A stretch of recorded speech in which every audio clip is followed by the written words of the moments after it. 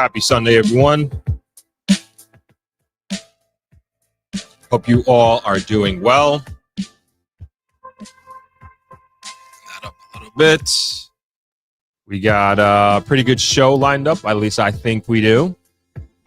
And going to be going over some, I would say, top of the headline news. Some of the stuff you probably already are aware of, but want to dive a little bit deeper today.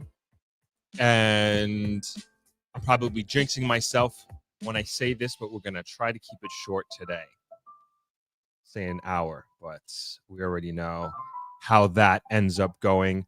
But anyway, I hope you all are doing well. I hope you had a great week last week and that you're also having a great weekend. We got some nice weather right now. We've been getting a lot of rain lately, which we always appreciate and need, especially out here in the West. And I was actually just discussing with my brothers, like comparing this year to last year with the rain/drought conditions. It's like night and day with water trucks. So if you're aware, have been keeping up with things, like last year this time when you came to the grill, it's just water trucks up and down. And then even looking at our P&L, we just don't need any water trucks at all this year. But that's a big attribution to us literally having rain pretty much every day. And I know, of course, if you're visiting just for a few days, that's very inconvenient and you probably don't like that. But, you know, just from the standpoint of living here, doing business here, and having water in our pipes, it's huge. It's huge. So that has definitely been a blessing this year for sure. And again, a big difference between this year and last year. You just don't see it, and we don't need it. Which is great. So anyway, as usual, I love hearing from you all and love hearing from where you all are chiming in from, what city, what state, what country. So please let us know in the comment section there. And that, to me, connects us a little bit more. So I love that. So if you wouldn't mind, please put that in the comment section there where you're chiming in from. And that would be great. So as far as like the show lineup today, we're going to be talking about, first and foremost, is the travel advisory from the U.S. So we've gone down from level 3 to level 2, which is humongous, like big deal.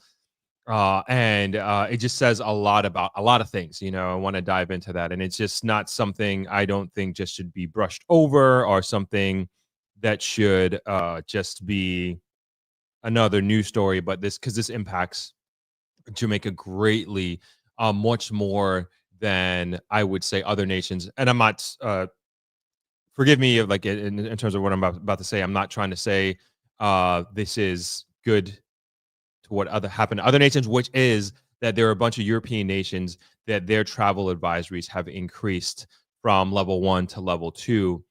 And I'm not saying that that's good for them or anything like that, but it's going to have an impact on their country. It's going to have an impact on their tourism. And as to why that was done, the U.S. put it on those specific nations. You can speculate all, however you want. But, it's just feeling it from a small island perspective and a small country perspective. I'm sure it's going to be, it disproportionately impacted us. And as I said before, when this was initially given to us, it was very unwarranted, and it just did not make any sense at all. There was nothing that happened. There was no state of emergency. And we're in the same bubble, if you will, or under the same umbrella, if you will, of just major crimes, particularly murders, going down and down and down and down. And we are like literally setting records on records in terms of the murder rate going down, and even more so now. And so, again, when that travel advisory hit us, it was just unwarranted and just very, very disappointing. And I can tell you from a small business perspective, and in the hospitality industry and the hotel industry, we felt it immediately. I mean, it was just ridiculous. Not only in our bookings here at the hotel, you saw it with flights, but then you also saw it in the chatter, and you saw it online and social media. and even our guests were had concerns and on our phone call. So like from a qualitative perspective, you saw it, and then you saw and felt it in the numbers, and it was just like really really sad, and you just didn't understand it. And I remember when Jamaica with Irie, also she did 2 videos on this, just like breaking down how nonsensical it was. Anyway, that's the past. And just recently we were again granted a step down, if you will, from level 3 to level 2, which is great. And then that's also on the positive side is going to have a great impact on us, and people really take that stuff seriously. People really go before they travel somewhere, especially to somewhere you've never been to before. You're going to want to make sure and listen to your government, right? And a lot of people just take that as gospel. And now I think we're going to be look. I think now we're going to be looked at just a little bit differently, and again, rightfully so. So anyway, I think I'm going into a little bit more prematurely than I had wanted to, and we're going to dive into it. So let's go into the comment section real quick, and then we'll hop into the subject at hand. So Prince Diamond says, "I can't wait for you to address the elephant in the room. You've been avoiding the subject matter for a very long time, and I'm not sure if you're talking about crime, but our murder rate in Jamaica. I think we always talk about that stuff, and not something that I shy away from in any way or try to sweep under the carpet." Donna Bryce says, "Happy Sunday, Throp and Throppers from cool and rainy Ottawa." Awesome. Donna Bryce says, "New video with renovations. Wow, beautiful. Can't wait to see it in person." Also, good reminder, Travelers Beach Resort has a special going on, which I'll bring up in a second. And I think it's pretty good. Jason McBean, bless up from Atlanta. Nice to have you, Jason. Mr. Info, good afternoon, Throp and Throppers. And Ramsey, happy Sunday, cuz. Happy Sunday to you as well. Jamaica says, "London in the house. Got my fellow Jamaicans at yacht and abroad. Good to have you on, Jamaica." Donna Bryce, stop, don't jinx it, talking about me saying we're going to do a short stream today of an hour. It's already jinxed, too late. Jay Fitz, what's up, Throp? Checking in from Atlanta. Nice to have you. And says, "Congrats on the run in UK. Thank you very much. A lot of fun out there. And please listen to Donna and hit that like button." And Ramsey chiming in from Florida. Yolanda Londe Sinclair, Ava Maria, Florida. Nice to have you, Big T. What's going on? Thanks for chiming in. Georgina chiming in from the DMV area. Awesome. Nice to have you. Corey MPA, good afternoon from Miami. Donna says, "A big part of the travel advisory was politically motivated." I sincerely think that, because we went to it in depth last summer or whenever it was, and no rhyme or reason, could not figure it out. And we're gonna get into that a little bit more. And again, I can encourage you all to watch the Jamaica with Irie video. She did a really stand-up job with that. Kingston 16 says, "Happy Sunday from California. Nice to have you." Mark Fife says, "Shout out from Canada. Looking forward to enjoying your hotel next month. Hope you are around. Will be great to meet." Yep, I should be here next month. If you mean June, or do you mean July? Because today is June 1st. So happy June to everybody. But I should be around. Big T says, "This is our little town hall meeting online just for Jamaica." Awesome. Yeah. That's a good way to think of it. Aaliyah says, "Hey, Throp, long time. Good to see you. Good to see you as well. Nice to have you with us." Char Treehouse says, "Happy Sunday, Throp and Throppers. 50 to 60% daily rain in EC all of May. Some water rationing, but no water trucks. Most have tanks."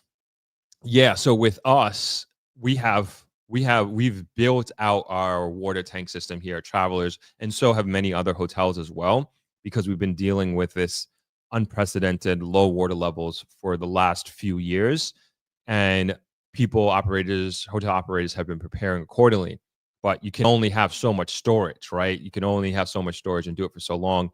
And mind you, it is much more expensive to truck water than it is to buy directly from NWC coming into our pipes. So again, very, very, very happy and okay with the rains that we've been getting. Hasn't rained today yet, but hopefully it does a little bit later. Sherry Case, blessings from St. Anne. Awesome. Nice to have you. Trevor Black chiming in from London, UK. Cami is in Miami. Awesome. Peter V says commercial tourist checking in from Western Minnesota. Nice to have you on. The Buffalo Soldier. Hello and great afternoon. Great afternoon to you as well. Philip, greetings everyone from Northwest Territories, Canada. Awesome. Okay, let's get into, let me see if I have it up here. All right, let's get into the travel advisory.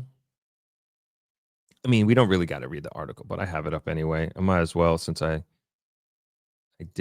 made the effort to get the article. Okay, all right, let me put this. Oh, yeah, you can see it already. So this is the Jamaica Observer, came out today, June 1st, and it was written by, sorry, I don't see an author. All right, let's get into it real quick. We make no apology for celebrating good news about Jamaica, especially when it has the potential to have a positive impact on economic growth and well-being of our people. For instance, in January last year, we shared with pride and pleasure the Financial Times glowing report that describes Jamaica economic performance over the previous 10 years as arguably one of the most remarkable and radical but unappreciated turnaround stories in economic history. We went over this article last year. I don't know if you remember that, but it's like a must read and something that we all should be very proud of. I will try to find it here live just so I could put it in the comment section here. But it just something again that all Jamaicans should be proud of. But I digress. That report, readers will recall, was written by Mr. Robin Wigglesworth, editor of Financial Times, financial blog, Alphaville. It basically focused on International Monetary Fund (IMF) virtual mission to Jamaica, conducted as part of reviewing a precautionary credit line and completed the regular Article 4 reviews of all members. Mr. Wigglesworth quoted that IMF report, which stated, over the last years, Jamaica has successfully reduced public debt, anchored inflation, and strengthened its external position. It has built a strong track record of investing in institutions and prioritizing macroeconomic stability. This allowed Jamaica's response to recent global shocks to be prudent, agile, and supportive of growth. Since then, there have been other developments that have given us cause to extend kudos to our country and the individuals responsible for those achievements. The latest is that the United States revision of its travel advisory on Jamaica from level 2 to level 3.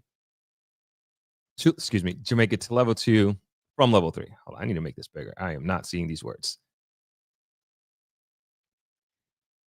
Continual skeptics will, of course, point to the fact that the Level 2 advisory urges American citizens to remain cautious when visiting Jamaica. However, getting out of Level 3, under which the U.S. government advises Americans to reconsider travel to Jamaica, is a massive deal for the more than 50,000 Jamaicans who directly employed to the accommodation subsector of our tourism industry, as well as other tens of thousands of people who make direct and indirect living from tourism.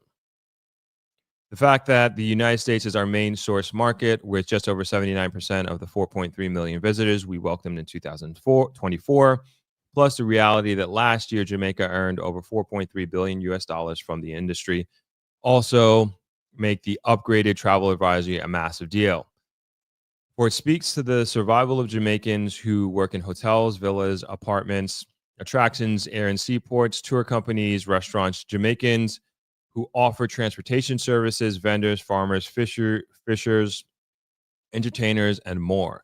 When one considers that the 2024 performance was negatively affected by the Level 3 travel advisory, as well as aviation disruptions, and of course, Hurricane Beryl, you get a picture of the enormous benefit of this industry to the country. Tourism Minister Edmund Bartlett has told us that Jamaica is on track to realize 5x5x5 growth strategy of 5 million visitors earning $5 billion US dollars by the end of 2025.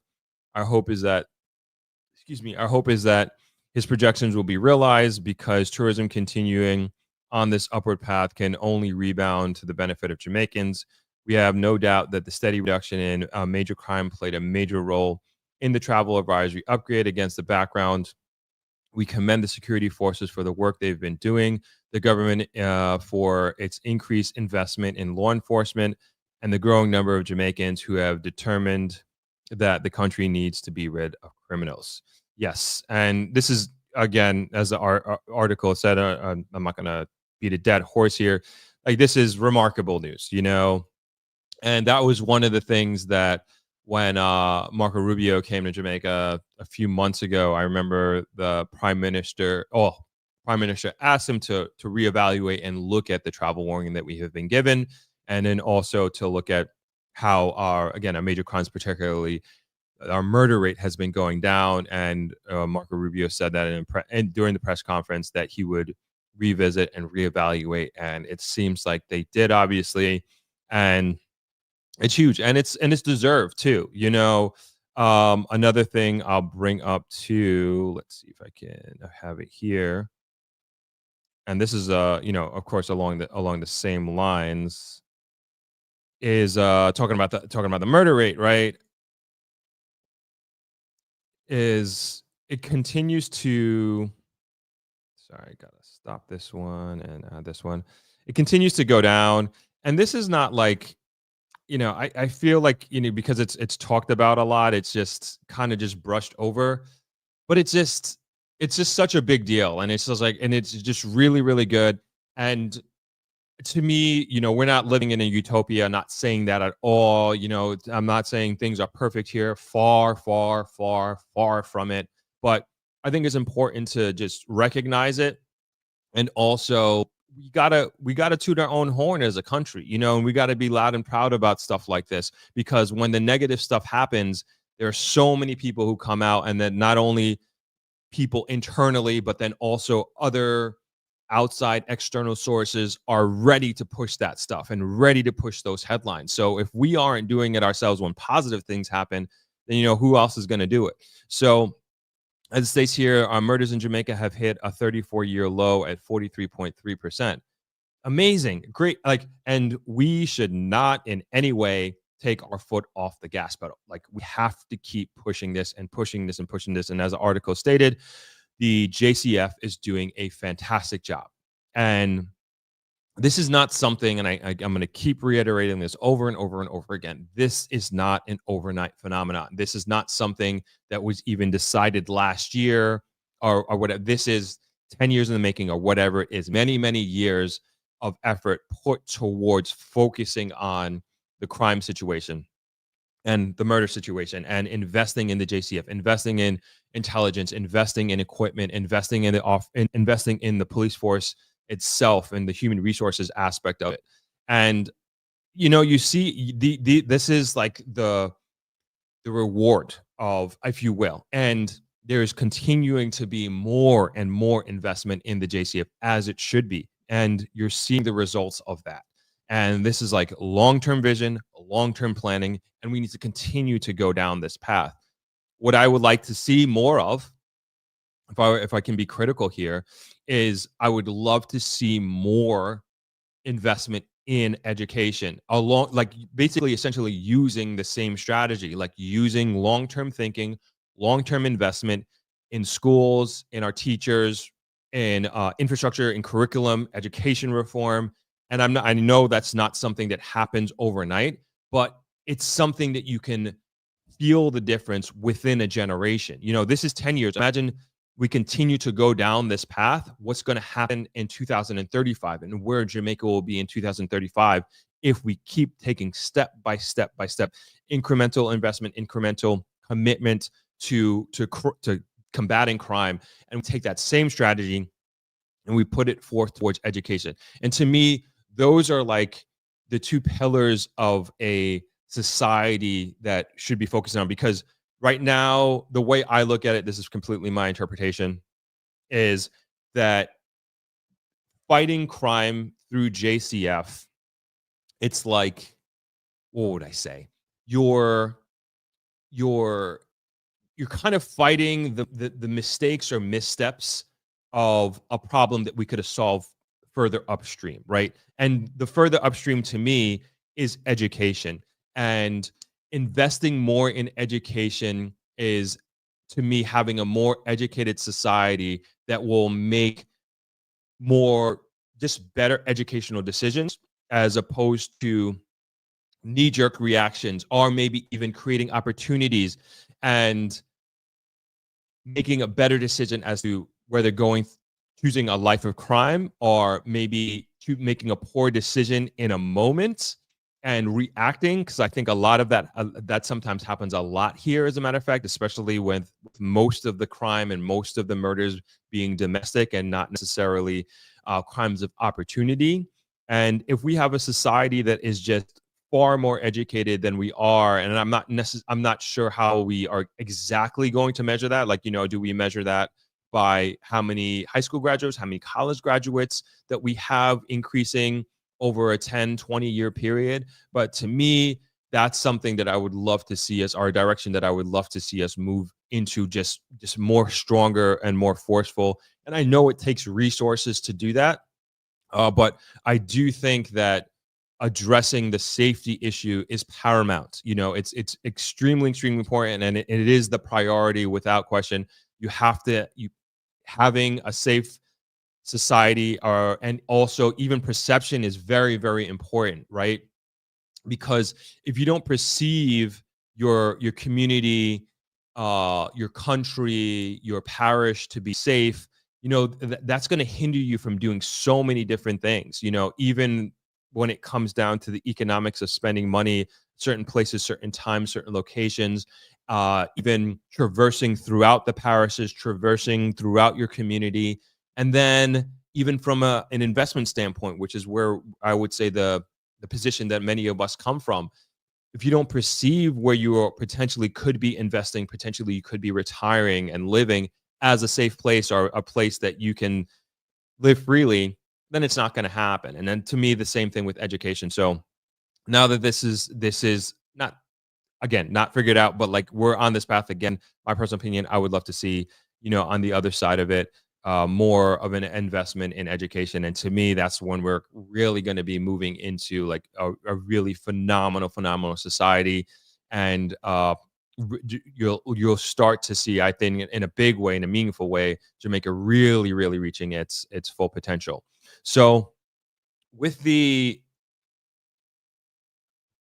advisory, like, this is gonna, I would say that, even from my perspective as a hotelier, this is gonna take some, I mean, I guess I was gonna say, there's gonna a lot of times there's like a little bit of a lead time with these things, but I think it definitely has people looking at Jamaica a little bit differently.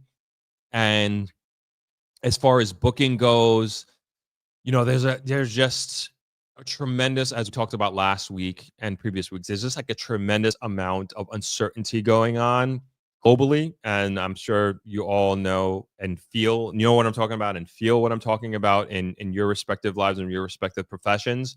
And this just helps to mitigate an element of that uncertainty for us as a country.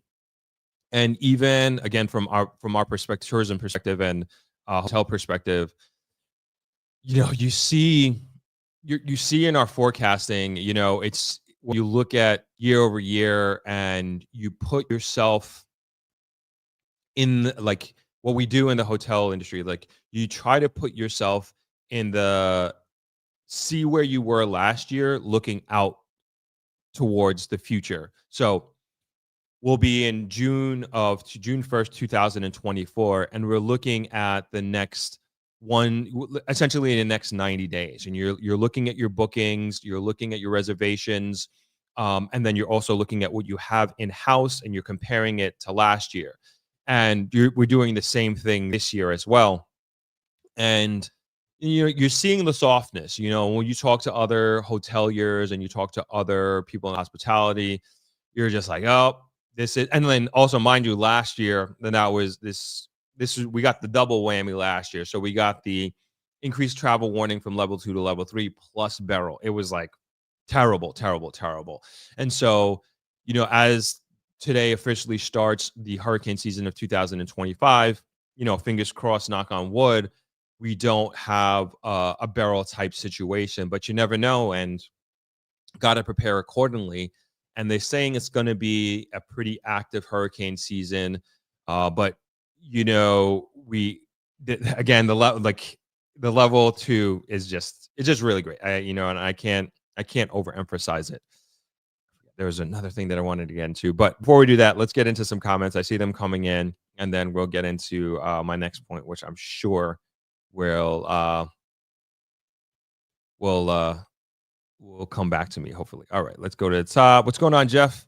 Coming in from Montreal. Dean says, are the relevant authorities bracing for the influx of citizens moving back? Are you talking about what context are you talking about that, Dean, with that? What's going on, Justin? Let the money spread, crime goes down. If it only stays in the top, crime gets worse. Simple. Agreed. And that's what I mean. I really think that if more opportunities are created by a more educated society that is more productive on a per person basis, that is definitely gonna go down.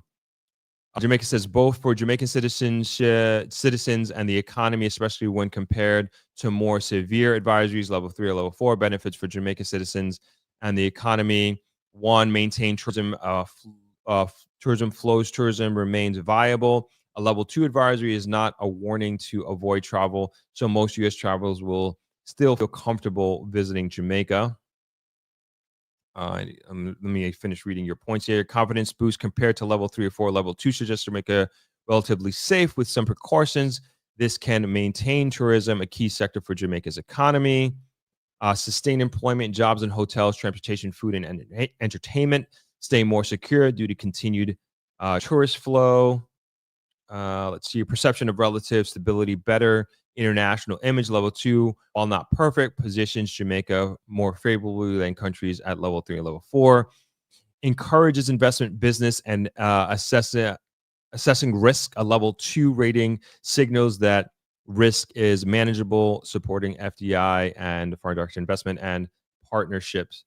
The advisory often highlights specific areas, concern, crime, hotspots. This puts pressure on local authorities to address issues relating without pointing to the whole country negatively. Get great points all around. What's going on, Shayna? Good to see you. Good to have you on. Jeff says, I hope the good news can be spread internationally faster than the bad news spread last year. Man, I tell you, and that's why I said we got to toot our own horn. Big reason why I'm using my platform. I could have just brushed over it, but I'm not going to do that. Very, very important. We have to, when this came out, this like last year, level 3, it was just everywhere, and this is like, let's keep that same energy for us to go from level 3 to level 2. Please. Very, very important. All right, let me scroll back up. I know I missed a few here. Sarah K says, amen to that. Can't lose investing in education. That's right. Trevor Black says, Jay is investing in STEM education. Yes, I would love to see more of that too. Also says Jamaica was ranked among the safest countries in the world. Gallup 2023 Global Law and Order Report. Health Inspire says, I agree with that. Knowledge is power. Absolutely. Yvonne, I'm not sure what you're saying here. Throp, I have BB. Not sure what that means.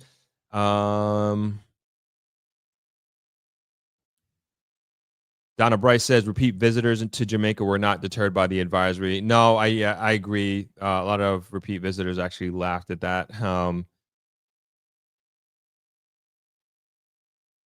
Big T says, what are the metrics used to determine a country's safeness to travel? So a great point. Great question, I should say.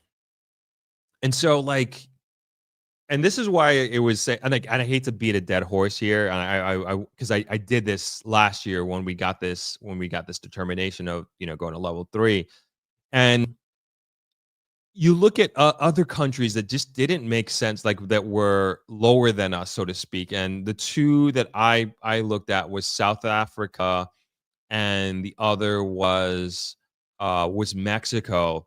And so what I found interesting, particularly with Mexico, is that they gave a travel advisory for different, I don't know if their states are, but different areas of Mexico had different travel advisories. Whereas the majority of the world, the entire country was given a level, a cautionary level of some sort with this one through five scale that the U.S. has. And I was like, why don't you do that for Jamaica? Why don't you do that for other countries? What makes Mexico so special to do that?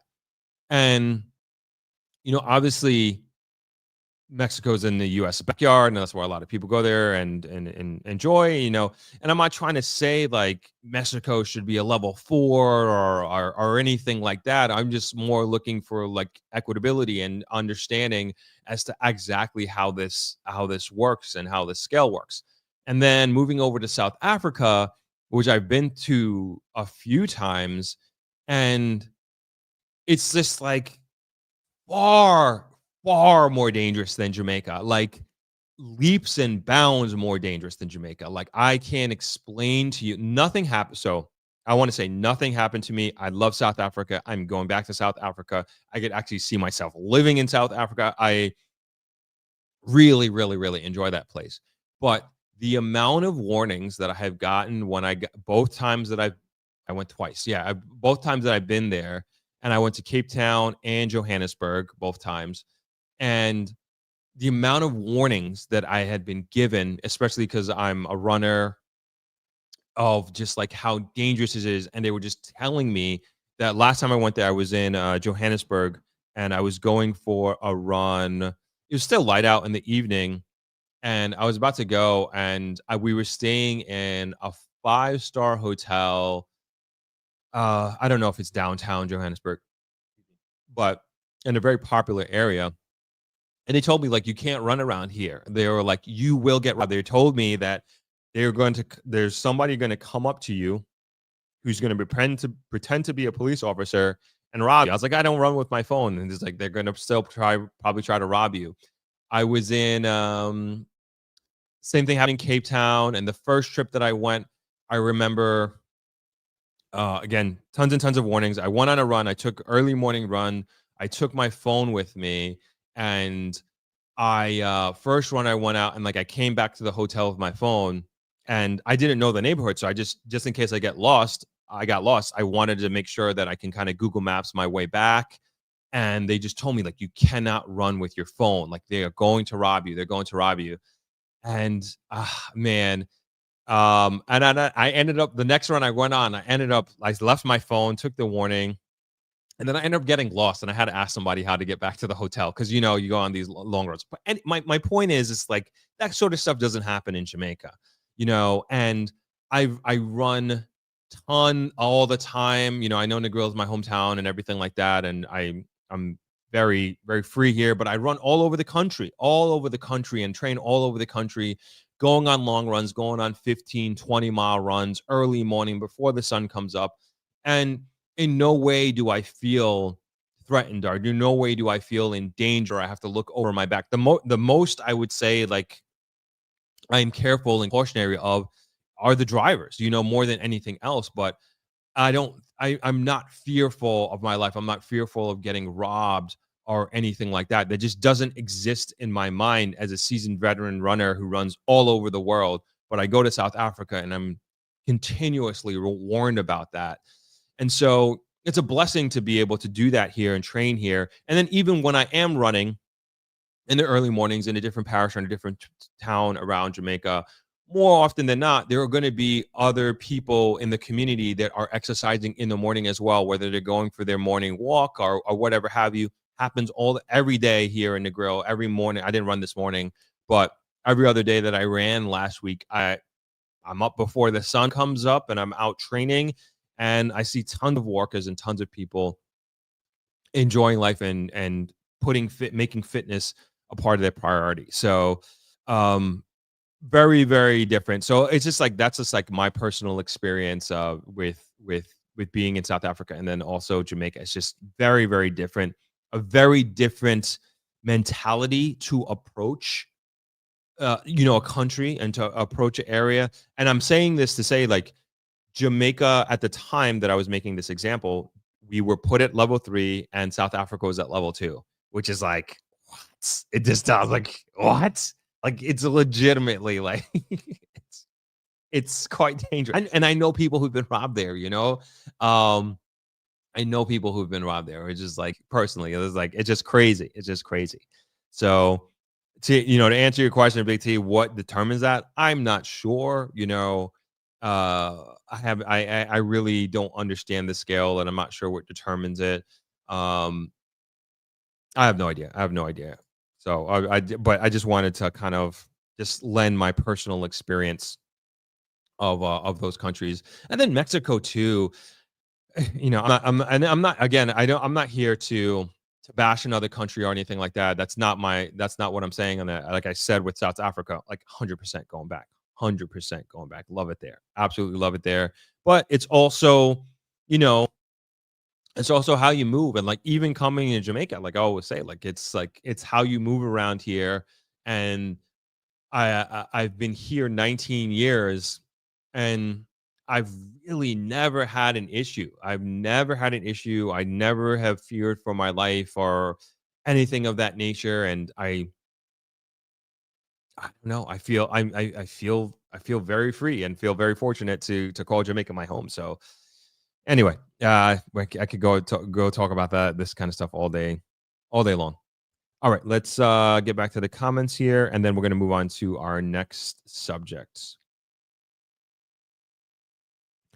Let's see here. Shardine says, I was talking about crime rate is going way down. Hope the authorities are planning ahead for reverse mark. Oh, I see what you're saying. I'm sorry. Okay, I got you. You're I thought you I thought you were talking about something different, but I hope so. I am seeing there has been just even within our little community here, the Throp community, in respect to emails that I've been receiving lately, and also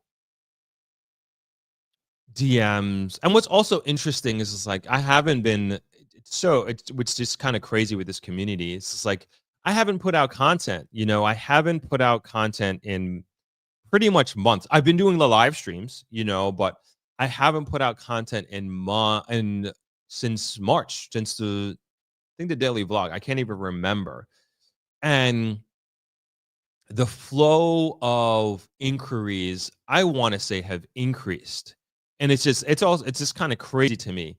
Because usually how it usually works, at least in my world, is like as you put out content, like there are opportunities created, there's dialogue created, there's interest, there's new people coming into the community that never seen it before. But I haven't put out content in months, and I can tell you the inflow and an increase in inquiries along these lines has gone up. But it is without question, in my mind at least, it's attributed to the uncertainty, the global uncertainty that is going on everywhere, and to your point, Dean, coupled with the crime rate going down in Jamaica, I think people, especially Jamaicans who are living abroad and are looking to retire, are even, I would say, what I'm also getting is first generation American Jamaicans who are of younger people who want to set their lives up here in Jamaica as opposed to the United States, for example. And there has been an increase in that. And again, I haven't put out any content at all. This is just people finding the community organically, finding older content and reaching out. And also some people who've been part of the community for a long period of time. So I guess I will also attribute a portion of that, these increased inquiries of people kind of, and I'm seeing this in the emails that I'm getting. You're seeing, or at least I'm seeing, people who have been on this journey of trying to figure out how to get back to Jamaica, and now we're at the point, let me reach out to Throp, or I'm ready to buy a piece of land. But they've been thinking about it. They've been using the content that I have been creating over the last few years as data points, as part of their research, as part of their consideration of, is this possible? Can I do this? And now they're at the point, it's time. For whatever reason, they have now gone over the hill and they're ready to make a tangible step to invest in Jamaica. They're ready to make a tangible step to invest in Jamaica, to move here. And so it's just interesting. It's just very, very interesting. And then I have like, it's exciting too. It's very, very exciting because we also have tons and tons of content that is going to be coming out shortly that is going to help so many more people. And the stories of the folks who I have recently interviewed, it's inspiring, but it's so rich and so valuable. And I can't wait for you all to see it. I can't wait for you all to listen to these conversations and to hopefully see yourselves in some of these folks. And then of course we have like some professional people who I would consider facilitators of making this happen. So in interesting times we find ourselves in, I would say, and not as Jamaica for sure, globally for sure, but I would even say as a community, there's like a maturity that is happening within the community, and especially for those folks who've been part of it for a few years. And where everybody's on their Jamaica journey of their own, in their own right, and everybody is kind of, I always say, especially like looking back at Thropex London Connect, you see the variety, right? You see the folks who are kind of just dipping their toe and just touching like, hey, is this possible? And now you're seeing in the community where people have been part of community for years and years and years, been saving money, selling assets, preparing mentally, emotionally, financially preparing to make this move. And along the journey, like you see people who have put that down payment, who have gotten the bank loan, who have bought the land, who have started laying bricks. And it's awesome. It's awesome, awesome, awesome. And I'm really looking forward to telling more stories of those folks who started out, maybe they tried to move here initially and they didn't work and they had to go back to the drawing board, save up money, do this, do that. And now they're back and they made it happen. It's just so exciting, and I'm so happy for all of you folks who are making this decision and who are seeing if this is possible, and seeing if this is for them. Really, really awesome. All right, we got to get to the next subject shortly. I don't want to get too far back in these comments. So let's just one more round of comments and then we're getting into the next subject.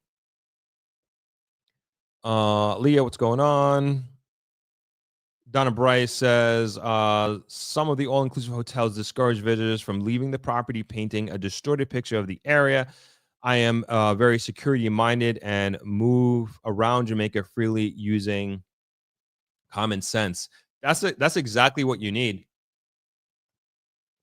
And it's sad. Like, I hear about that, and I think that's like very sad that hotels discourage folks from leaving the property because, and I'm not against all inclusives. I'm not one of those people. I think all inclusives play a really, really important role in our hospitality market and offer an experience that is just meeting the demand of a certain element of the market. And they're very, very important. They employ thousands and thousands and thousands of Jamaicans and plays a good role. Plays an important role, right? But at the same time, I also think the folks that just stay on property and don't leave really don't get a real authentic experience of Jamaica. And I think they're also missing out on a big part of the experience of Jamaica. And I'm not saying they gotta, go out and walk and find the closest cook shop or something like that. But even if you just go to a river tour or a bamboo rafting tour, just get off property, get off property. I think it's just so important. Do a tour at the very, very least. And, even that is like, it's not full on as someone like you, Donna, who I know is just all out and about when you are here. But, I think the freedom to that, and especially, I know I'm super biased, but like, especially like here in the Grill, it's just traversing the town is just so easy. Just get out and walk on the beach and you walk down, or you walk on the shared user path across the road and you walk downtown, you walk to this restaurant, that restaurant, this bar, and you just become part of the neighborhood and community very easily. And it's perfectly safe to do that. No issue whatsoever. No issue whatsoever. What's going on, James? Good to see you, man. Big T said, Travel Advisor Big T said, I'm not going to read Patois, but you guys can see it. Georgina says, hopefully, JCF, do you have long-term plans to continue to control the crime and not just SOE? That means more short-term. Yeah, I don't know when the last time we had an SOE was. I think there was a curfew recently. I forget where was it. St. Cap? Don't quote me on that. But there was a curfew, like I think a few weeks ago, I should say. But I haven't heard of an SOE in quite some time. And to me, that's good, right? Because the crime fighting initiatives that have been implemented, they're just more sustainable. Like an SOE is not sustainable. Like an SOE to me is just like something happened. We need to bring things down, and we need to just put a clamp on things, right? And so now I believe that this is what would I say? This is more of a way to like just continued policing, if you know what I mean, as opposed to like this is just like SOE is like kind of like a shot in the arm. But to me, like using intelligence, using the equipment, using uptraining of the JCF is just way more sustainable. Jeff Rogerson says, I've always felt safe in Jamaica versus always nervous when I have to go to Newark, New Jersey. Newark is Newark. Newark is still Newark. Jamaica says, benefits of visiting Negril. One of the highlights of visiting Negril is the chance to stop by Travelers Beach Resort and meet Mr. Throp, a true Jamaican ambassador and beloved local celebrity. I don't know about celebrity, but thank you. His passion for his hometown and his country is truly inspiring, offering visitors a genuine and heartfelt connection to Jamaican culture. Thank you very much for that, Jamaica. I appreciate that. James Apple says Jamaica is more peaceful than the United States and probably the UK too, based on Global Peace Index. I also want to say, as you mentioned, UK, James, does anybody follow? Oh man, what's his name? This guy, Sweets. I forget his full Instagram name, but anyway, this dude ran across Jamaica from Monday. He started in St. Thomas and ended in Negril on Thursday. Let me see if I could find it. And running all times of the night, all times of the early mornings. If anybody could find his Instagram, I'm not finding it right now. But to me, it's just like another example. I could find it on my Strava. That's what I'll do. Is just another example of just showing like that it's safe. This guy ran, granted he had a crew and everything like that, but it's not like this extremely dangerous place that you can't go out a certain time of the day and you can't do this, and because if you do that, then you're going to be robbed or something like that. And it's just like, that's just not the case. Sweets Lewis, that's his name. All right, let me see if I could bring up his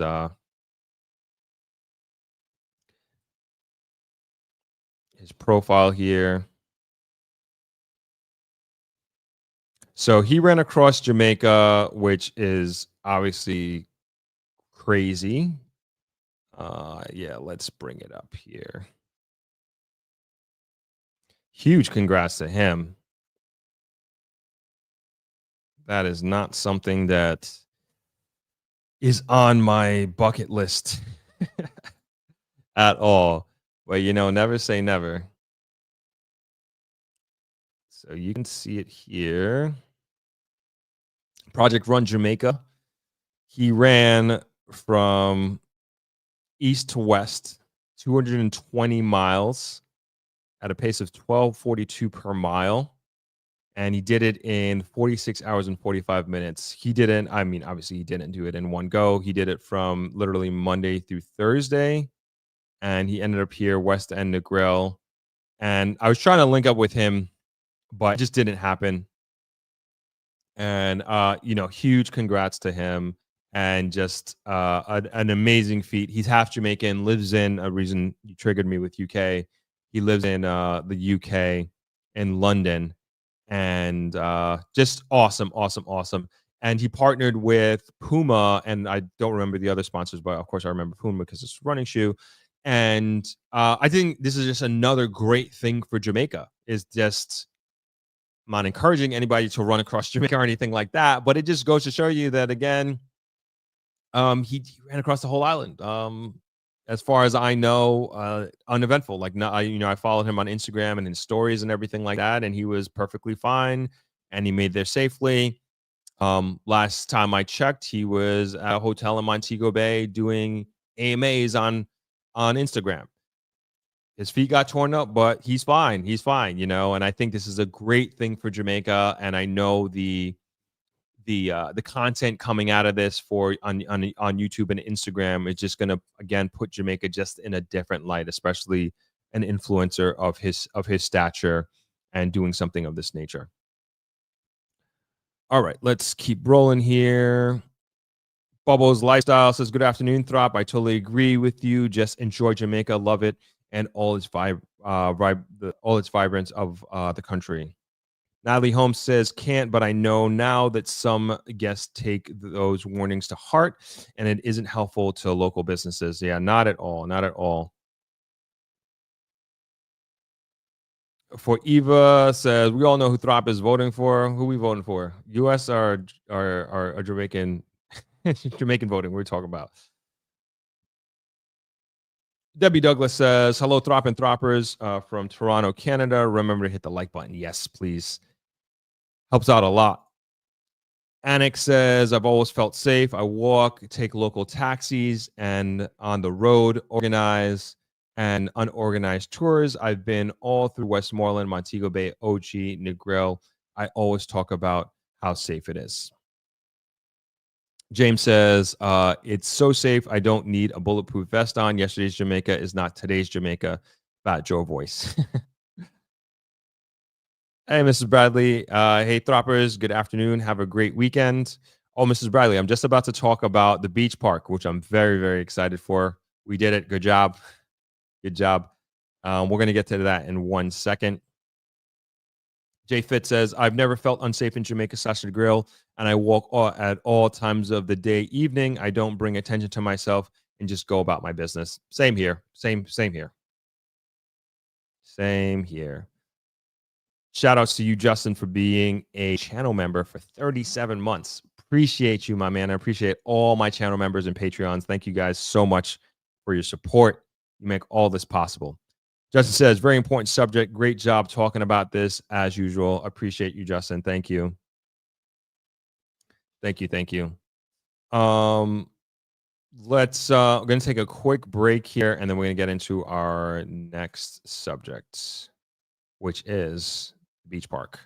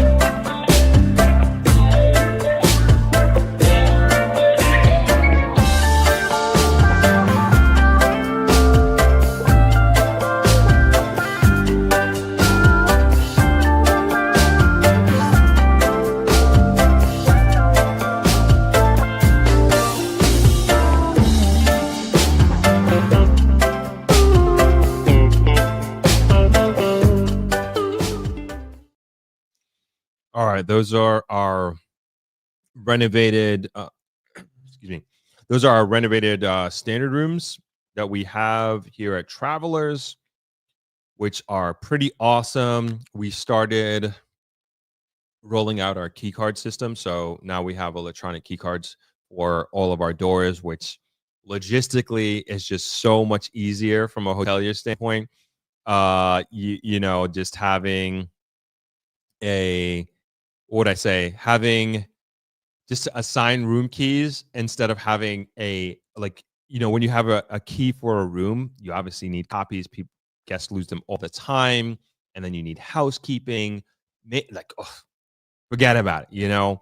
And so having key cards for us is so much easier, and I'm sure much easier and nicer for you all as guests. So all of our standard rooms have that, and now we are doing some renovation on our suites and our deluxe rooms. I cannot wait to show you those. Like crazy, crazy. But let's focus on the standard rooms. Also want to tell you about a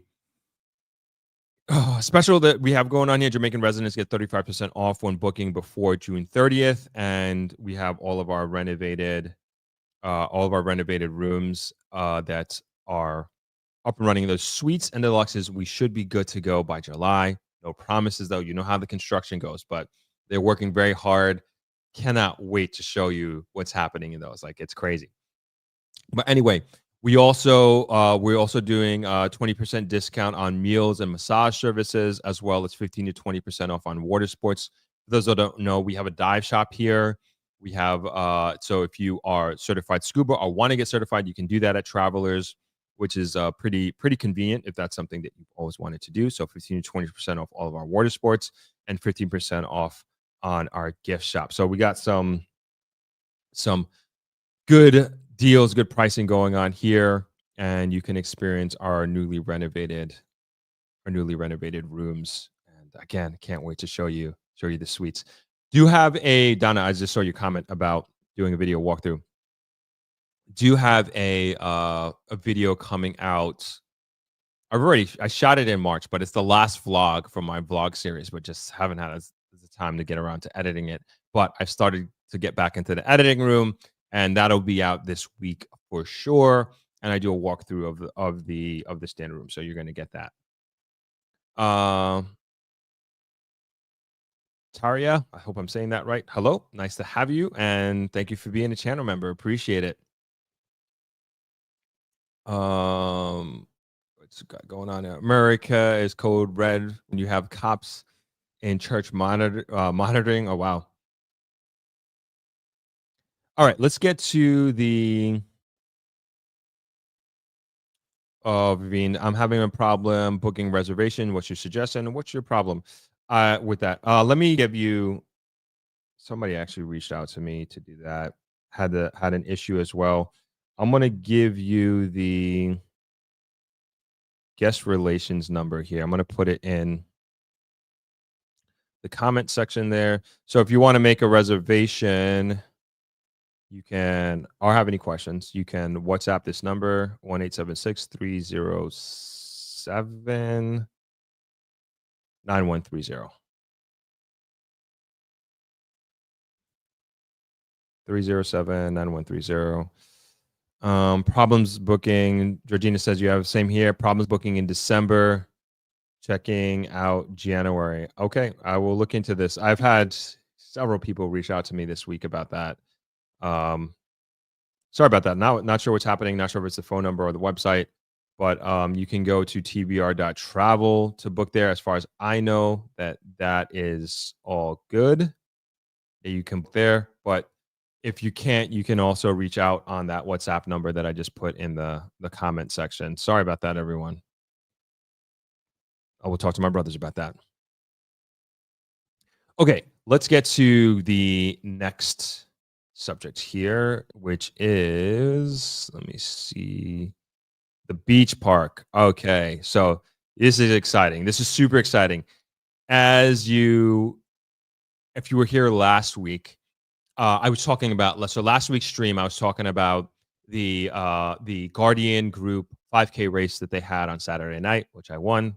which is awesome. Very hard, very hot. But we got the job done. Took the trophy home, back to Negril. But what I was very proud and also jealous of was Harmony Beach Park. Beautiful park. And they they started and ended the race there. They ended it in the park. They had great post race activity, singing, dancing, competitions, and just beautifully, professionally, amazingly well set up. And I did a video on the park through as part of my vlog series in March, and that was my first time actually going in, training there, hanging out there, and just amazingly, I can't tip my hat off enough to everybody who's involved in that project. Just awesome park. And last week I was there Saturday, and like those same feelings of being jealous, and jealous in the sense that we don't have a park here in the grill, and our park has been closed since before COVID. So let me bring up the map. I'm always going to bring up the map anytime I have a chance. Anytime I have an opportunity to do that. So let's bring that up. So I was at the, it just made me like, I was like, it just made me think like, damn, what, I mean, I can only imagine at the time, like I was experiencing like what this would mean for in a grill, and you see how impactful it has been, and especially in that moment that it is to Montego Bay community. So even when I was doing my warm-ups, there were kids playing basketball, there were just families on the beach, people, the kids in the on the jungle gym or whatever it is. And it's just so awesome that young families especially have a place to hang out. So let's go to Harmony Beach Park real quick in Montego Bay. So we're obviously here in Jamaica. We're going to Montego Bay, and let's go to the hip strip right here. Yeah, I know Western Jamaica pretty good though. So here, this is Harmony Park here, right? And fairly, decent sized park. This is the running track, a walking track. I'm not sure how long it is. For a runner, this is pretty short, but like in terms of like the volume of running that I'm used to doing, like this wouldn't necessarily serve me on a regular basis. But for a community like this is fantastic. This is all, you don't need much more than this. This is all you need. And then on top of that, you have a beautiful beach as well. And there are bathrooms, changing rooms. There's a basketball court. Here's the basketball court here. This is like the jungle gym area, parking lot over here, like the beach, and it's just like, it's such a beautiful backdrop. And then of course, being in the West, the sunsets that you get there are just phenomenal, phenomenal, phenomenal. There's 24-hour security here as well. And just like really, really nicely set up, professionally set up. And again, this is where my jealousy comes in. Like it continues to come in, because let's go back to the grill here. And we're here. This is the 7-mile strip here. This is downtown Negril. So we're moving south here. And this is our roundabout down here, downtown Negril. And then this is the community center, the craft market, the community center, craft market here. And then this is the beach park here. Hold on. This is I'm almost certain this is the property line right here. And so what was announced a few days ago was that the construction of the development of the park will commence this year. Amazing. And are we taking credit because of us? We're bringing it up. We brought it up last week on Sunday. I'm not going to say yes. I'm not going to say no. But of course, I'm being facetious. This is, of course, has been in the planning stages for a long time, and it was announced this week, which is awesome and amazing. So what I want to show you, so this is the space, if you will, and what I did was I took a few screen grabs from the news report. Let me see if I can. Did I upload? I think I uploaded them, which is much easier for me. so you can see what it looks like, what the plans are at least. These are screen grabs, so these are not like, no, I did not upload them, sorry. But I can still show it to you from my computer. So these are screen grabs, so these are not the best quality. These aren't the best quality, but you'll get the idea. You get the idea of exactly what I'm. If I could find it. Okay, got it.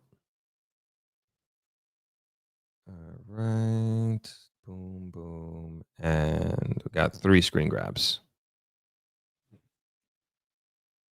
All right. I was trying to get them, like, physically get the drawings here. All right. So let me see if I can. This is by the UDC, and this is like the rendition of what it's going to look like, and hopefully you got a little bit of an understanding of like how the layout is from the map that I just showed you.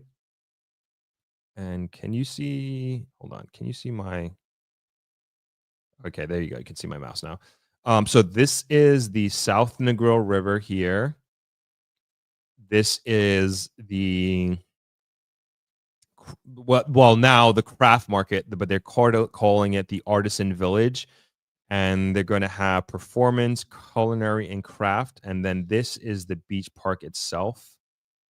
Let's see if I can show you another view.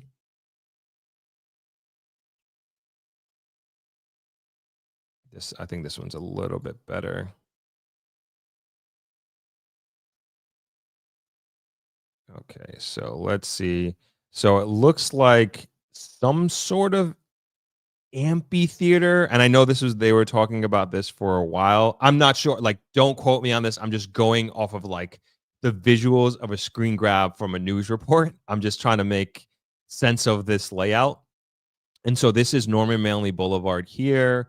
This looks like an amphitheater. I could be wrong, but that's just what it looks like. Little bit of a boardwalk type thing going on here. Please make your own inferences based off of these pictures yourself. I'm doing the best I can. Let's see if I can get one more.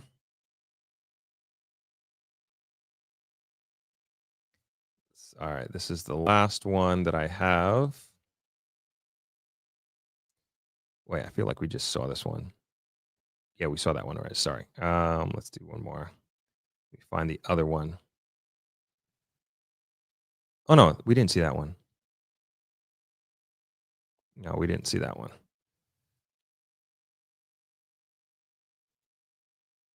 All right, this is the last picture that I got. Screen grab that I got. I don't know. Looks pretty cool to me. Looks pretty nice. I don't know. Looks like the amphitheater is here. So this is normally where you where you drive into. There's like a big parking lot here. And I guess they're redoing, which I think is awesome and so important. Sorry. Is that they're just not just doing the actual park, but they're also including the community center and the craft market. So they're redoing the whole thing. And so, because to me, that is all part of Norman Manley Beach Park, is all of these facilities kind of make it up. And then this is all one community. And if you've been here in the Grill when this was a park that was operational, Sundays were a big day. You know, there was music playing down there. Me and my boys were playing basketball like for hours and hours on the basketball court that they had there. And it was just like a great vibe. And, you know, it worked hand in hand in a way. Not the greatest setup, you know, obviously it needed investment, but it was still pretty nice. And again, this is the South Negril River. This is the fishing village here. This is where the boatmen park their boats in the day, and at night. And It looks awesome. I'm looking forward to hearing more about it and getting just a much better comprehensive understanding of how everything is laid out and what's what. But the fact that this is happening now, and like when I say now, like this year, like this, it's going to be starting soon, which we can now hop over to the article real quick. If I can find it. Sorry, 1 second.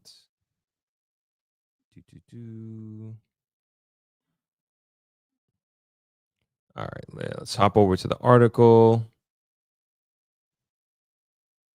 And then we'll get over to some comments here. So, Negril Public Beach Park to be developed this year. This was in the Jamaica Observer, came out May 28th. Let's see if we can find an author. No author JIS. Okay. Kingston, Jamaica, work will commence this year on the development of the Negril Public Beach Park in Westmoreland, says Minister without portfolio in the Ministry of Economic Growth and Job Creation, Matthew Samuda. The project, which is intended to improve public access, will include an improved craft market and entertainment zone. Minister Samuda was making his contribution to the sectorial debate on the House of Representatives on May 27th. He noted that during this fiscal year, the Tourism Enhancement Fund (TEF) will commence the development of 3 other beach parks. These are Page Beach in St. Mary, Priory Beach, Bathing Beach, also known as Fantasy Beach, and Success Beach in St. James. Minister Samuda said that the administration is building quality beach parks for Jamaicans to access freely. He noted that the government, through its regulatory process, has sought to preserve access points to beaches long enjoyed by citizens. Hotels that are now getting approvals are required to put in place pathways providing access to citizens to beaches that they previously had access to, so they are able to access the foreshore, and we ensure that they have appropriate parking and other such systems, Minister Samuda told the House. This is found in proximity of Rio Royalton in Trelawney, and with other developments that are coming, you will see similar pathways providing beach access through, though complete on paper, requires investment, and this administration has chosen beach access for Jamaicans and continues to choose Jamaica, he says. So great news. I'm excited. And, even during the planning process, the ED of TF told me that they are basically emulating the design of Harmony Park. And I'm totally cool with that. If it ain't broke, don't fix it. I love Harmony Park. I can't praise them enough. They did a phenomenal job there. All right, let's go to comments real quick. Donna Bryce, a beach park in Negril will be amazing, particularly for residents in around Negril. Yes. Clive, what's going on, man? Good to see you. Hi, Throp. For those attending Throp X in November 2025, should we book at Travelers using this June discount or wait until marketing Throp X starts?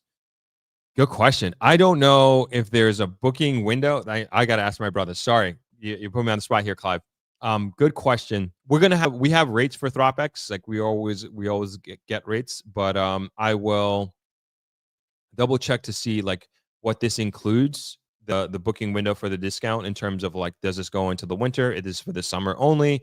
I'm unsure. Let me see if I can text my brother real quick, and if I can get you an answer before we come off this live, I will do that.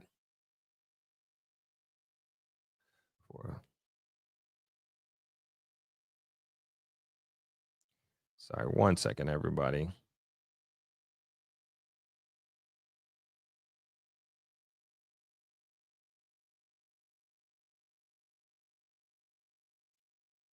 All right, I'll get back to you as soon as they get back. As soon as they get back to me.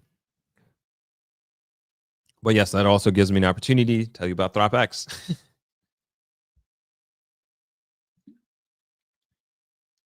So ThropX tickets are for sale. We will start marketing starts this month. We are going to crank things up shortly.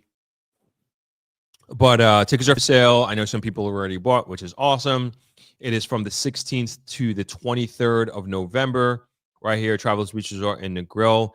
And if you are somebody who is thinking about investing or moving to Jamaica, I think it's the most comprehensive event there is in Jamaica to get an understanding of how to do that. I try to bring as many, if not all of the elements that you, in terms of people that you would need to make the decision to help you make the decision to move here or not, to invest here or not. And we've kind of been going more and more granular over the years. Like, so for example, last year, one of the big things that we did, and we'll do it again this year, is that in order to do any sort of business in Jamaica, you have to have a TRN, a tax registration number. Think of it as a social security number. And so it's something that you have to apply for and you have to get from the tax administration of Jamaica. So what we did is we had those folks come in and you fill out paperwork there and you got it right there on the spot. You got your TRN on the spot. On top of that, you also, very, very important to have, is you want to have a bank account. And so we had the VM group come in and you were able to set up your bank account right there on the spot. You didn't have to go to SAB. You didn't have to go downtown or anything like that. It was in the convenience of Travelers Beach Resort. We had those folks, those professionals come in here, and it was awesome. And it was just so great to see. And we're going to continue that this year as well. Another thing, like, hasn't been confirmed, but this is one of my goals this year, is to get Pika here, which is because I know a lot of people, especially Jamaicans who are living abroad, a lot of first generation Americans, let's say, they want to get their Jamaican citizenship. And I think it's very, very important. I think you should. And whether you come to Thropex or not, I think if you are of Jamaican descent, your parents are Jamaican, grandparents are Jamaican, whatever have you, get your citizenship, start the process. And there's just so many benefits. Like, one of them, of course, being is this, like, when you come to Jamaica, you can breeze through customs here. I also say when I went to Africa, there were many countries that we went to. The last time was in June, where I didn't need a visa and I just used my Jamaican passport, which is awesome, which is really, really, really good. And I think it's just empowering to have have multiple passports if you can, you know? So I would encourage you, whether you come to Thropex or not, start the process of getting your Jamaican citizenship and your passport. You don't need it to do business here. I want to make that clear. You don't need to be a citizen to own property here. You don't need a citizen to open a bank account or live here. Like, you don't need to do that, you know, but it's just something good to have for many of the benefits that I just stated. And I'm sure there are many countries, I don't know them all, but there are many countries around the world outside of Africa that you don't need a visa as a Jamaican. I just don't know them. So anyway, one of my goals is to have Pika there this year. And another thing that we're doing very different from last year is that we're having 2 days of the real estate tour. So we have a day dedicated to commercial real estate and a day dedicated to residential real estate. And I know, again, as we talk about, everybody's Jamaica journey is different. Everybody's in a different part of the spectrum of their Jamaica journey. And even with the content that I create on this channel, I try to appeal to those folks who are just green as they come, you know. And I'm not trying to ostracize anybody here or shed any light on any one particular demographic, but I always think about I got this perspective from when I first started doing this channel. There is this 18-year-old American kid from Philadelphia, that non-Jamaican, but he came and visited Jamaica and fell in love with Jamaica. And he had made the decision at 18 years old, like, this is where I want to live. And this country just spoke to him. And that's how he started following me. And then he trying to figure out how to make this happen. And for a person being 18, I don't know his situation to any large extent, but, you know, making a decision like that at 18 maybe his Jamaican journey is a 10-year journey. Maybe he or 12-year journey. Maybe he can't do it until he's 30, and this is this thing that he's working towards and this goal that he wants.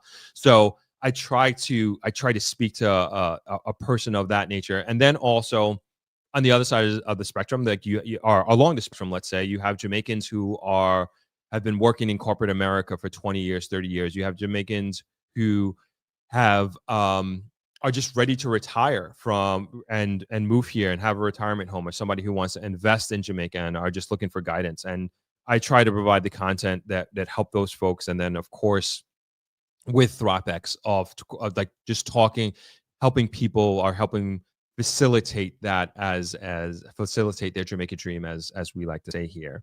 And so anyway, ThropX tickets are available for sale. We have virtual, we have in-person tickets on thropx.com. We'd love to have you. And we got a bunch of repeaters, people who've been coming all 3 years in a row. This is going to be our 4th year doing this, which is really, really awesome. And I'm looking forward to, and we'd love to have you back if you've already been. And I'm really excited about the 2 days of real estate, because there's a lot of things happening real estate wise that I mentioned last Sunday that I couldn't really talk about, but hopefully as time goes on, I will be able to slowly divulge information about it, even though like I'm getting it from credible sources, but I can't, the developer or the investor, like they have to give me permission to talk about these things. So a lot of those things are happening along the lines, specifically here in Negril. And it's these kind of underlying things get me excited. And I know as we move closer to ThropX that we'll be able to not only talk about it, but we'll also, very confident, we'll be visiting some of these properties. So again, we'd love to have you at ThropX. And thanks, Clive, for giving me the opportunity to talk about ThropX, because sometimes I just forget to talk about it and forget to promote it. So November 16th to 23rd, we'd love to have you. It's going to be a lot of fun, a lot of opportunity, and great networking. You're going to meet a lot of great people, just like we set up in the UK. All right, let's keep rolling here in the comments. Big T, it's important for the beach communities to have spaces of respite. Sometimes we generally don't have money to go to shops, but just enough for a park to sit and de-stress. These spaces, parks, gardens are so important for urbanization. They help foster community in such an organic way. Negril's potential is so scrumptious. Agree with you. Totally, wholeheartedly. So important. And even at Harmony Park, you just see people just like solo chilling, just on the beach or under a tree, chilling, relaxing, blanket out. It's just, I have no idea what's happening in those folks' lives. I have not a clue. But the fact that they have this space to go to relax, enjoy, have fun, de-stress, like you said, so important. And to know that in the back of your mind as a member of a particular community, that you have that in your backyard, and like you said, not a dollar has to come out your pocket to do so. Powerful stuff. And I hope this is the beginning of the creation of more spaces of this nature. And of course, I'm always going to push things of this nature to happen in Negril. But very, very powerful. Well said, Big T. Appreciate you. Galloway Kevin says, peace to this house. Also, welcome back, Agent Throp and Throppers. Friends, greetings to you, people of Only True God and Jesus Christ. Very nice topographic view of the beach park. Thank you. I think so too. We'll get the drawings, and I'm sure at some point, if we don't have an expert come on to break this down to us, we'll get somehow. I'll get somebody to explain it to me and break it down for me at some point in time. You can hold me to that. Jamaica says they should incorporate the land on the other side of the road and also make the river and the morass a key feature of overall scheme. I think that's a great idea. I'm not mad at that at all. Big T says it's an amphitheater design. The design looks organic, tropical, modern. I'm concerned about the parking, though. How sufficient is that? The parking lot is pretty well, as it stands now. The parking lot is pretty big. But good point. Maybe it becomes super popular and it can't I can't hold everybody. Yeah, I don't know. But I also, so here's my thinking. I'm just putting this out there. So let's go to the beach park now. Sorry. Let's go to the beach park now, right? So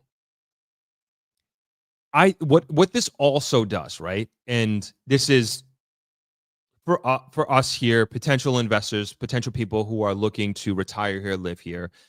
What this also does, it's like in a big way, if you think about it, it opens up the in a bigger way, the possibility of you, not the possibility, just the ease of which you are making a decision like, hey, I don't have to live on the beach, right? Because now you'll have a beautiful park on a beautiful beach that you have access to all the time. And so you don't have to live here. You don't have to live on the beach, which is I know that's a dream of a lot of people. I want to live on the beach in the grill, but there's just not a lot of options right now. There's not a lot of options for you to live on the beach. Or if there are, and those options that do exist, you're going to be paying a pretty penny for it, even now, today. And I think today, this is probably going to be the cheapest you're going to see beach property in the grill. I think it's just going to continue to rise. And you're just kind of seeing that even from a historical standpoint, right? And so if you can afford it now, I'd say go ahead and do it, But with the availability of the current supply levels, you don't have a lot of choices here. You don't have a lot of options. However, now you redo the beach park, right? And you have this beautiful secured location where you can just drive in with your family or by yourself and you want to come hang out at the beach, barbecue, whatever it is, or like we were saying before, de-stress, maybe take a couple of laps around the walking path that they have there. You have that now, right? And so what does that do for somebody who's like, I want to live on the beach, or I want to have access to the beach all the time? So let's where are we? Aqueducts. All right, let's start with aqueducts, right? This is a huge benefit to them, I think. So aqueducts this is the roundabout here. This is, what's the name of this plaza? Oh my gosh. This is I don't know. It's not called Value Master Plaza, but everybody calls it Value Master Plaza. But this is let's call it that for now. This is Value Master Plaza here. And then you come up here, you got Aqueducts residence here. This is not even a 10-minute walk. Let's call it a 10-minute walk. Let's call it a 10-minute walk down to the beach park. And you can do that. You can do that now. You'll not now, but you know when the construction is completed. Excuse me. I always think, and like let's go up to let's go to Vista Bella, right? Where are we? Vista Bella. I always have a problem finding the Sweet Spice. Is this Vista Bella? Nope, too far. So Vista Bella, we visited Vista Bella. This is it right here. We visited Vista Bella 2 years in a row, ThropX. And this is along Nampro Road. And let's say this can't be 3 miles. I don't think so.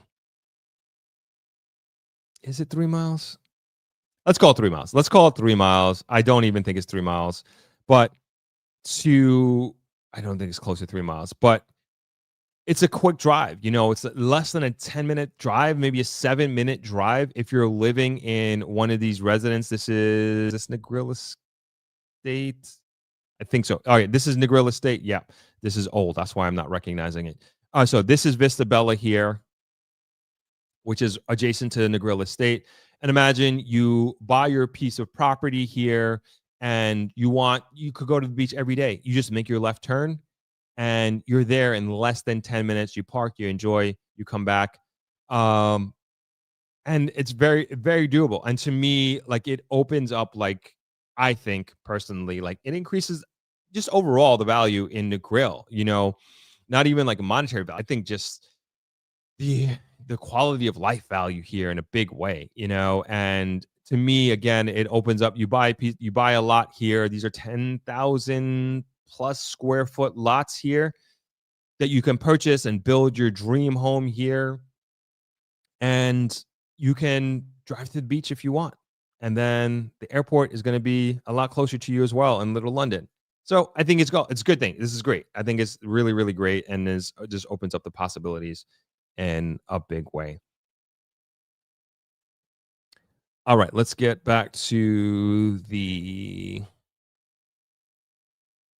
comments here. We're gonna start wrapping up. We're over the hour. I told you I jinxed myself. It's all good.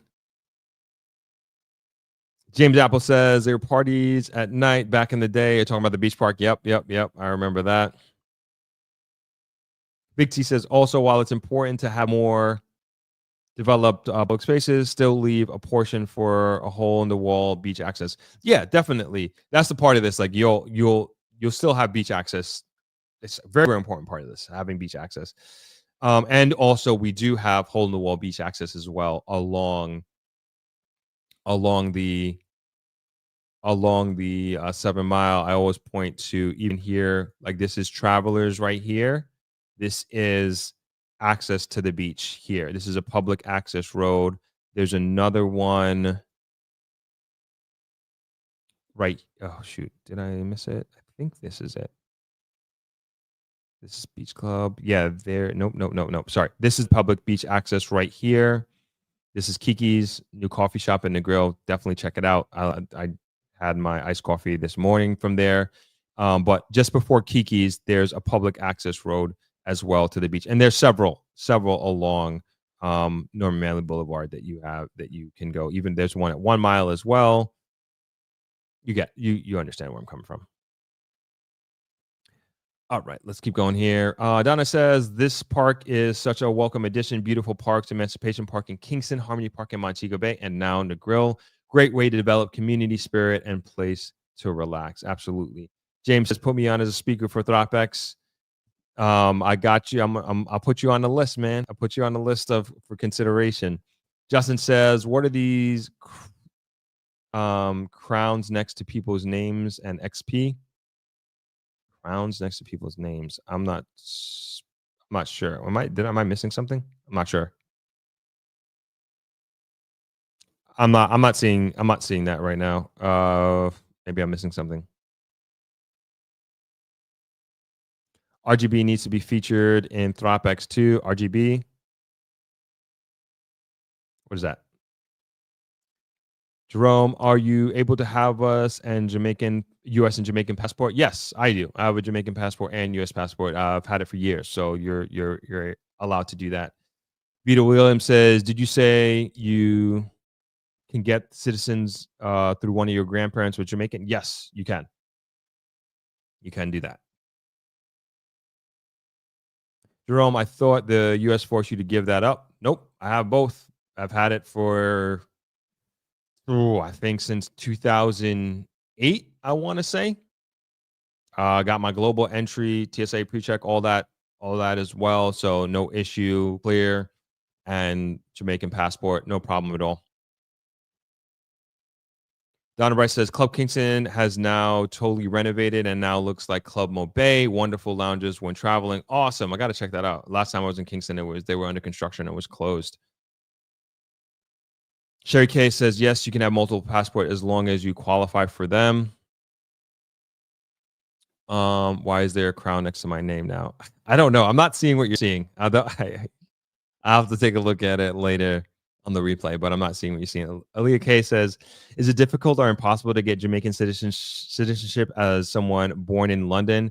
Dad's parents are Jamaican, both deceased. Dad is not on birth certificate. No, as long as you can prove that, well, I guess your dad's grandparents, but to me, for the way I understand it, as long as you can prove through birth or death certificate your lineage from your grandparents, you can do that. I don't know the complexity that would be involved seeing that your dad is not on your birth certificate. I would say reach out to the Jamaican consulate in, you say in London. Yeah, in London. That's probably your best bet. And give them a call, because you can also start the you don't have to be in Jamaica to do that, mind you. I also want to make that clear. You can do that at your local consulate. If you're in New York, you can do that through the New York consulate, and the U.S. consulate, I'm sure anywhere in the United States.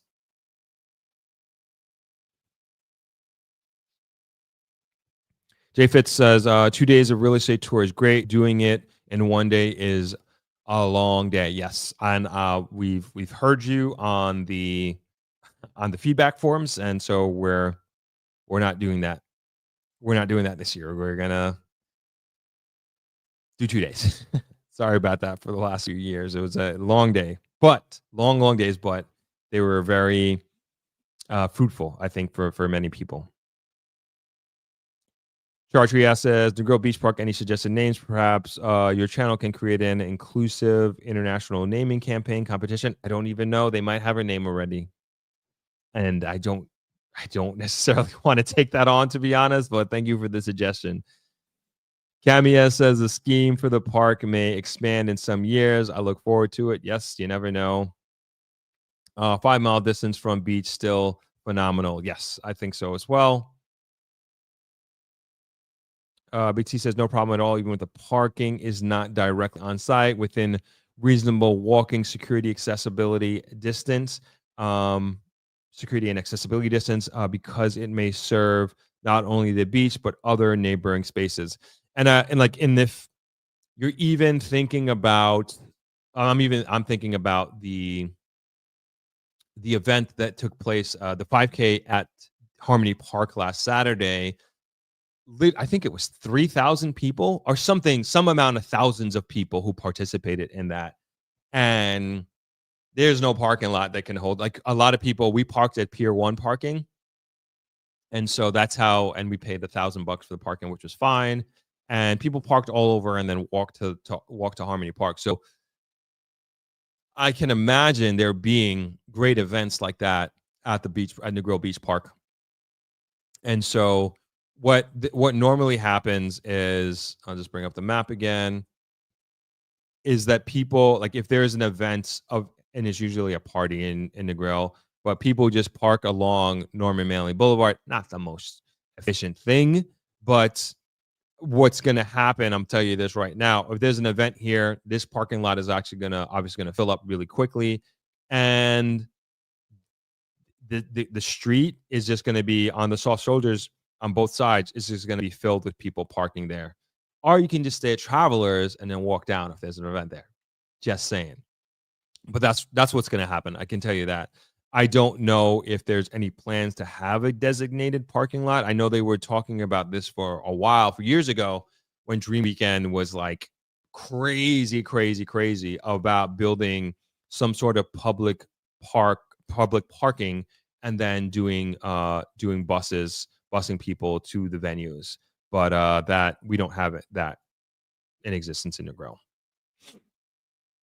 All right, let's keep rolling here.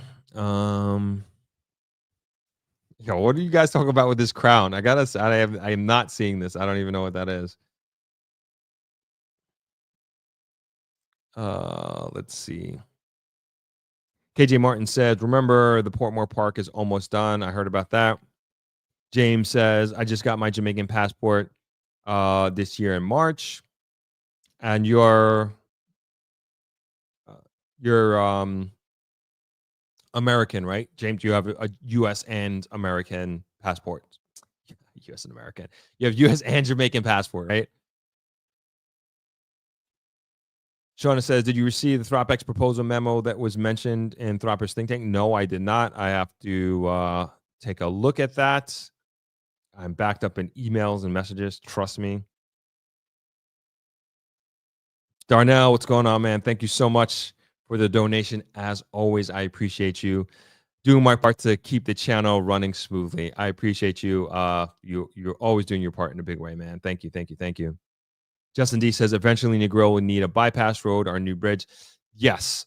And they're already talking about it, but it needs to happen sooner than later. Like, because this could be with all of the things that are happening and coming this side of Jamaica, I mean, we could be setting ourselves up for a disaster in that respect.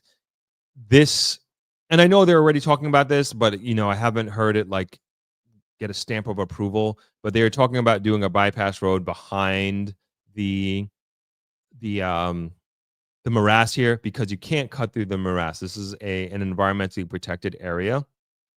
Very, very, very, very important part of our ecosystem. But it wouldn't. They're saying it wouldn't be a bypass. It's actually going to be part of the highway system. So I don't know. They were saying somewhere in Sheffield or something like that. I have no idea. I can't really speak to that. I'm speculating here, but it is going to. It's so necessary. It's going to be needed really, really soon, and perhaps in conjunction with the development of Beach Park, the airport, and all of the hotels and residential housing that are slated to be developed in this area. Jerome says, is everyone with dual citizenship passports naturalized U.S. citizens or born in the U.S.? I was born in the U.S. I speak for myself. I was born and raised in New York. My dad is Jamaican, and that's how I got my citizenship.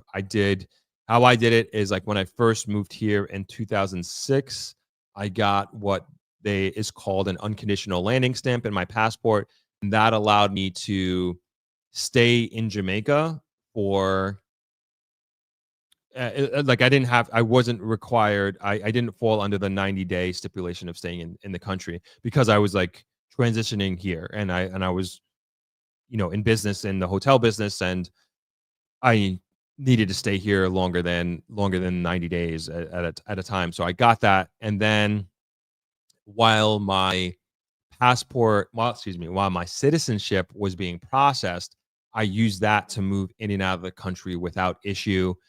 And once I got my citizenship, which from what I understand takes a lot less time. I think it took me literally just paperwork. I had to physically go into, I can't remember which office it was in Kingston, but I had to go to Kingston at the time. This is like 2006, 2007, I want to say. It had to be 2006, because that's when I moved here. So somewhere around that time. And you had to go into Kingston, literally just filled out paperwork, sent it in, forgot about it. And then however many months later, they gave me a call and they said, your citizenship is ready. And went and picked it up. And then I started the process of getting the passport, which was the easiest thing. Once you have the citizenship, it's just like, just breeze. And that's how I got it. Pretty easy, pretty simple.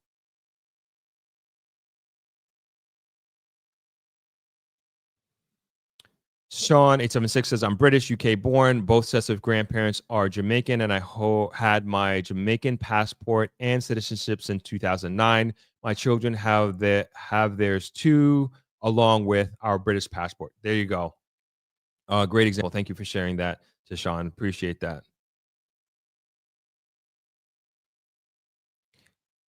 James, another example here. James just said he got his Jamaican passport in March. Just want to remind everybody, yes, I got both now. Gail gave birth to me in the United States originally, a week after Thropex last year in 2024. Is that when you started the process? Demario Sullivan, would be great to see the Reggae Marathon or other runs come back to Negril and create a series of events / influx of visitors in the area similar to the party weekends. I would love that. I think that's such a great idea. Such a great idea. Donna Bryce says, how is the neat Japan trip coming along? Will you be going? Yes, I will be going to Japan. So Donna, thank you for the opportunity.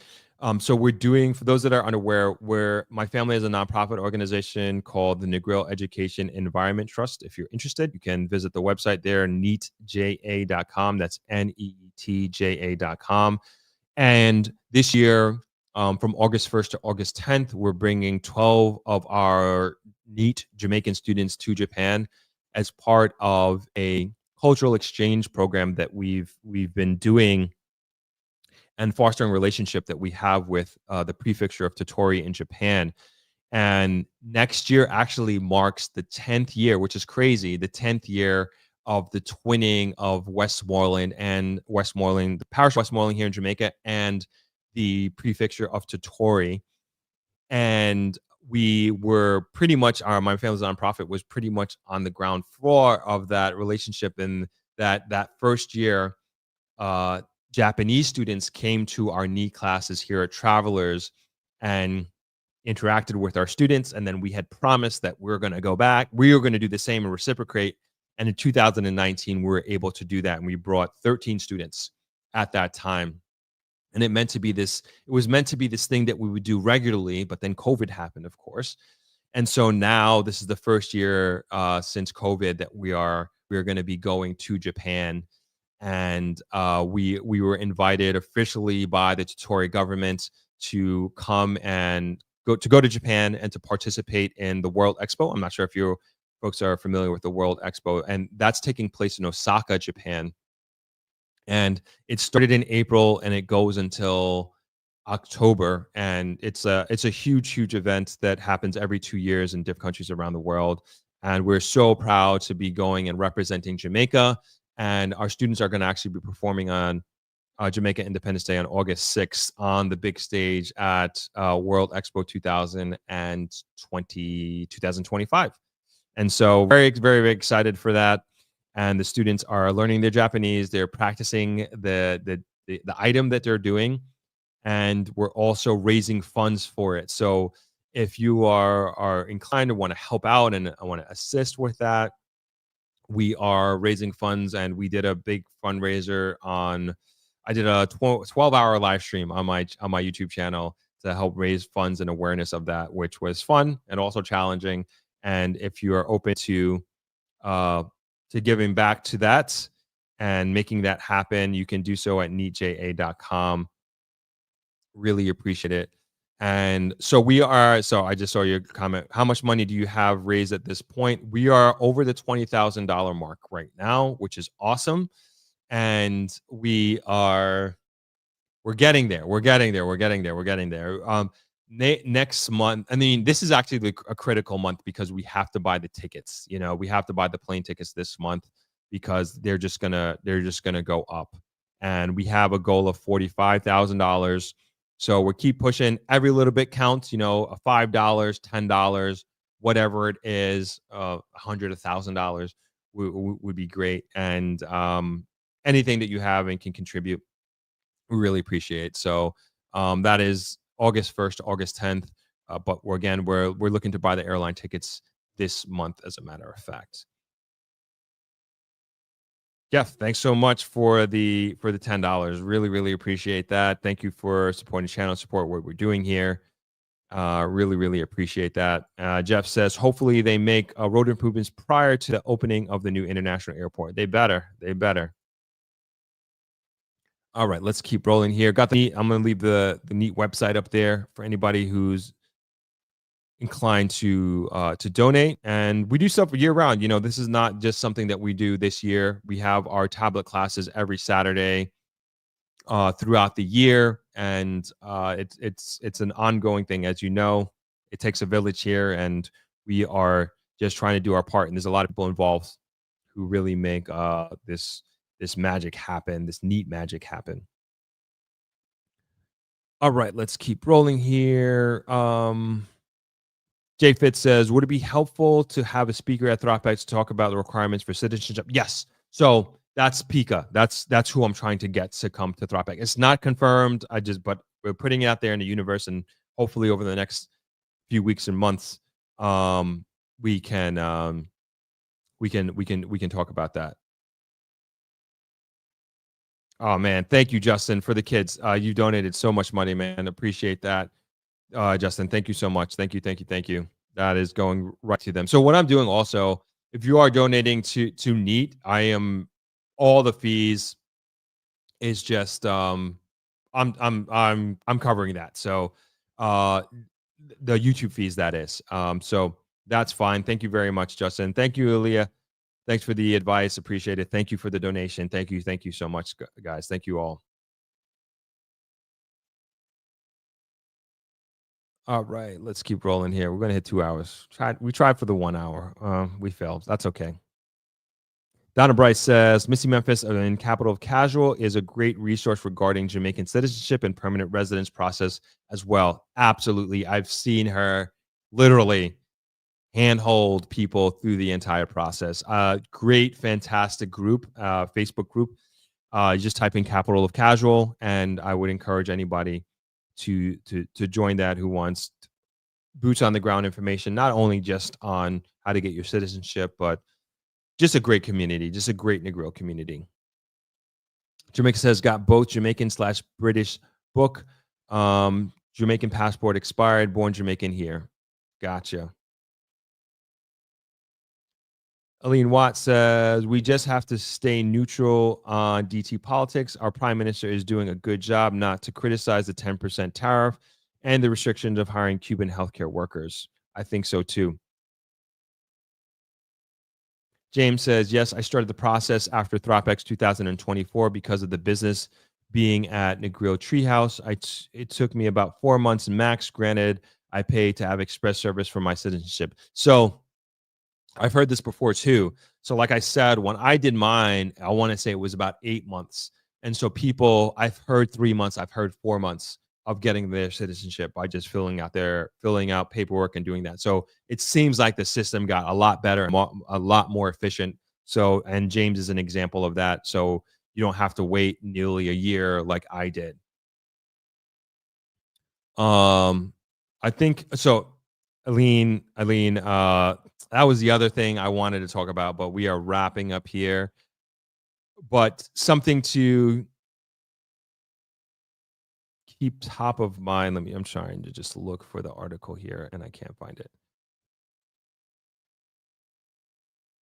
The tariffs on steel have gone up, and you may or may not be aware, but Jamaica is an exporter of steel and alumina, the ingredient, one of the main ingredients for that. So that sort of thing will affect the bauxite industry here in Jamaica, and as any of these tariffs do. And again, a lot of uncertainty with a lot of things here. So I wanted to talk about it, but don't got the time today. But something to be aware of, and something that I'm going to be paying attention to, and trying to get a better understanding of how that's going to affect Jamaica and how it is affecting Jamaica. But we're going to kind of wrap up there, because we're supposed to leave it at an hour, but we did not make an hour, or at 2 hours. And what we got coming up this week? We got content coming out. Like I said, we got the travelers walkthrough video that I talked about, the tour of travelers, the standard rooms coming out, and we got some pods. I gotta get these pods out. And yeah, exciting stuff. Donna says ThropX attendees initiated the condo conversion at the SOV hotel, so the video of the condo is lovely. I didn't see that. Very good for those folks. Throp, I was watching a YouTube video about Ghana and Jamaica made a deal for Ghanaian teachers and doctors to come to Jamaica. Didn't see that. I'll take a look at that. But today was a good one. I hope you all enjoyed. It's always nice connecting with you guys and keeping each other updated. I won't say I only update people here. But wishing everybody a great week ahead. I will be back here, same time, same place. And look out for some content to finally drop this week. I'm excited to get it out to you all. Nice hanging out with you, everyone. Have a great Sunday, and I will see you next week.